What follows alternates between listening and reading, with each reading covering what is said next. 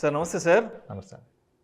రామ్ ప్రసాద్ గారు 2023కి ఎలాంటి better investment options గురించి మన ఆడియన్స్కి సజెస్ట్ చేస్తారు? అంటే అది స్టాక్స్ అయినా ఉండొచ్చు, మ్యూచువల్ ఫండ్స్ అయినా ఉండొచ్చు, లేదంటే క్రిప్టో కానీ, లేదంటే గోల్డ్ ఇన్వెస్ట్మెంట్ కానీ, లేదంటే రియల్ ఎస్టేట్ కానీ. సో వీటిల్లో ఏది బెటర్ ఇన్వెస్ట్మెంట్ ఇన్స్ట్రుమెంట్గా మీరు సజెస్ట్ చేయాలనుకుంటున్నారు, చేస్తారు?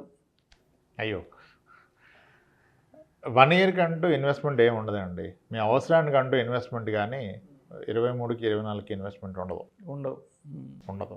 సో ఆ పరంగా నేనేం రికమెండేషన్ చేయలేను.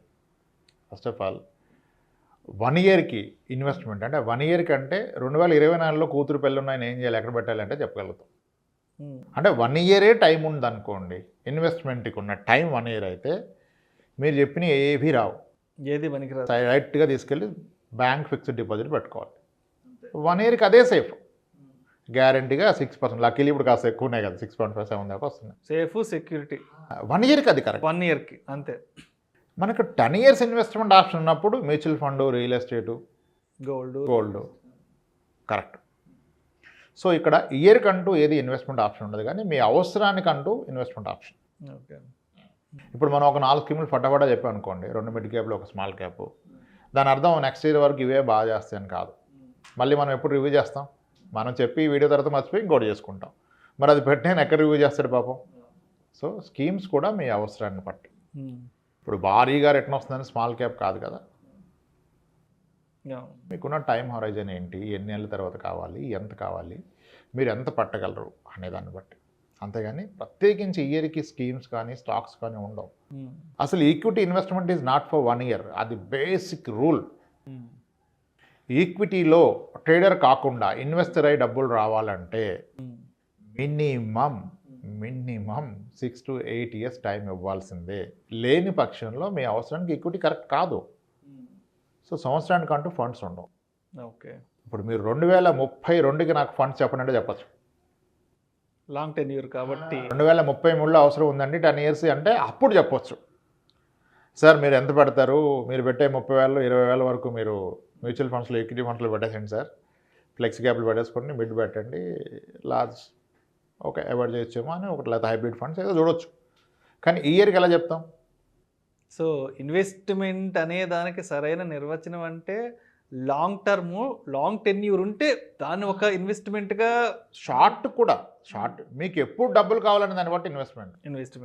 మీ దగ్గర డబ్బులు ఉన్న దాన్ని బట్టి ఇన్వెస్ట్మెంట్ కాదు. ఓకే. ఈ విషయం చాలా క్లియర్గా అర్థం చేసుకోవాలి. మీ దగ్గర డబ్బులు ఉంటే ఇన్వెస్ట్మెంట్ కాదు. న్యూ ఇయర్కి, ఫైనాన్షియల్ ఇయర్కి కావు, స్టాక్స్ కావు, మ్యూచువల్ ఫండ్స్ కావు. మీరు ఎందుకు కొరకు పెడుతున్నారు అనే దాన్ని బట్టే ఇన్వెస్ట్మెంట్. కాబట్టి 1 ఇయర్కి రికమెండేషన్ ఈజ్ రాంగ్.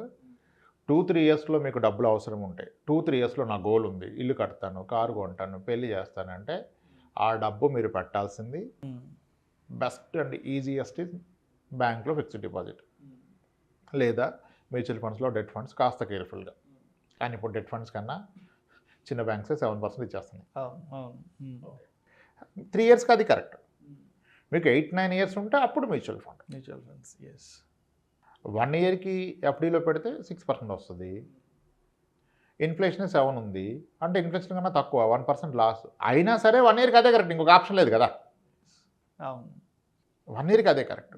10 ఇయర్స్కి మీ ఎఫ్డీ రాంగ్. కానీ మనం ఏం చేస్తాం? పాపకు వాళ్ళ తాతగారు 5 లక్షలు ఇస్తే ఆయనే చెప్పేస్తారు, పాప పేరు మీద ఎఫ్డీ చేయండి రా అని. ఆయన చెప్పాడు కాబట్టి నేను ఎఫ్డీ చేస్తాను. అదే 10 సంవత్సరాలు 15 సంవత్సరాలు ఉండిపోతుంది. 10 ఇయర్స్కి ఎఫ్డీ ఇది రాంగ్.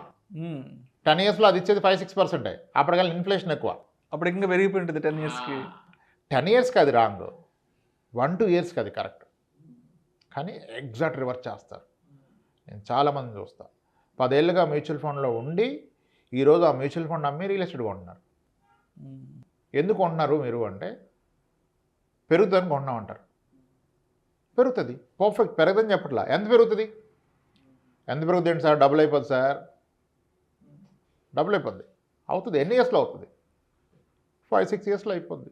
6 ఇయర్స్ అంటే ఎంత పర్సెంటేజ్ తెలదు. 12% కదా 6 ఇయర్స్ అంటే. Rule of 72/6 is 12. మరి మీకు 16-18% వచ్చిన మ్యూచువల్ ఫండ్ చేసి ఎందుకు కొంటున్నారు రియల్ ఎస్టేట్? ఇప్పుడు ఆ రియల్ ఎస్టేట్ను ఉండడానికి, ఇల్లు కట్టుకోవడం కొనేసాయి, అప్పుడు పర్సెంటేజ్ సంబంధం లేదు. కానీ నువ్వు కొంటుంది పెరిగాక అమ్మటానికి అయినప్పుడు ఎక్కడుంటే ఎక్కువ పెరుగుతుంది. అది కొంటే 12, ఇక్కడ ఆల్రెడీ నీకు ఉన్నది 18, కానీ 18లో ఉండదానికి నువ్వు 12 ఎందుకు కొంటావు? 18లో పెరుగుతున్న దాన్ని నువ్వు ఎక్స్పీరియన్స్ అయింది, నువ్వు పర్సనల్గా ఎక్స్పీరియన్స్ అయిందని తీసి ఎందుకు నువ్వు 12% వచ్చేదాన్ని కొంటున్నావు? సింపుల్. అది కొనడం తప్పని చెప్పట్లే అక్కడ. దాని పర్పస్ ఏంటి? పెరుగుతుంది అంటే తప్పు. నేను ఉంటాను కొనుక్కుంటే అద్భుతం, కొనుక్కో, పెద్ద ప్లాట్ కొనుక్కో, పెద్ద ఇల్లు కట్టుకో, because you are going to consume that. But అది ఇన్వెస్ట్మెంట్ అయినప్పుడు అది ఇచ్చే రిటర్న్ ఎంత? 12%. Better case scenario. మరి ఇక్కడ ఎంత? నిన్న ఒక వ్యక్తితో మాట్లాడాను, డాక్టర్ గారు. ఆయన ఏమన్నారంటే, ఆయన పోర్ట్ఫోలియో రివ్యూ చేస్తూ ఉంటే ఆయన అన్నారు నాతో సన్నగా, సార్ నేను ఈ స్థలాన్ని 1995లో 56,000 కొన్నానండి, ఇప్పుడు 60 లక్షలు అయిపోయింది అన్నాడు. 28 years బ్యాక్ 56,000 కొంటే 60 లక్షలు అయిపోయిందంట. Is feeling proud. Sir great అండి, 56,000 కాస్త లక్షలు అయిపోయింది కదా, 1000 కాస్త లక్ష అయిపోయింది. అదే టైంలో ఆయన మ్యూచువల్ ఫండ్స్లో ఎప్పటి నుంచో చేస్తున్నారు, ఆయన చాలా టాలెంటెడ్, అంత డైవర్సిఫైడ్. అదే టైంలో స్టార్ట్ అయిన మ్యూచువల్ ఫండ్ ఏదైనా ఎతకండి గూగుల్లో అన్న ఉంది కదా, మన ఫేవరెట్ అందరు చెప్పేది నిపాన్ ఇండియా గ్రోత్ ఫండ్ 1995 అక్టోబర్లో స్టార్ట్ అయింది. దాని NAV as a nested day somewhere around 2100 ఉంది. అంటే 10 రూపాయలు పెడితే 2100 అయింది. అంటే దీంట్లో 1,00,000 పెడితే 2,20,00,000 అయింది, 2,16,00,000 అయింది. అదే 56,000 ఇక్కడ పెడితే ఇది 1,10,00,000 అయ్యేది. అక్కడ మీకు 56 లక్షలు అయింది, 60 లక్షలు అయింది. ఎంత డిఫరెన్సు! అండ్ ఈరోజు అవసరం వస్తే అది అమ్మగలరా? టాక్కుమని అమ్మగలరా? అమ్మితే మొత్తం అకౌంట్లోకి వచ్చేస్తుందా? మరి ఇక్కడ వచ్చేస్తుందిగా, అమ్మగలుగుతారు కదా. అది కంపారిజన్. కొత్తగా ఏమీ నేర్చుకోవాల్సిన అవసరం లేదు. మీకున్న వాటిని రివ్యూ చేయండి.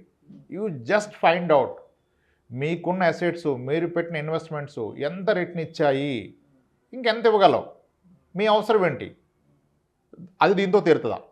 తీరితే అవసరం లేదు, తీరకపోతే మార్చాలి.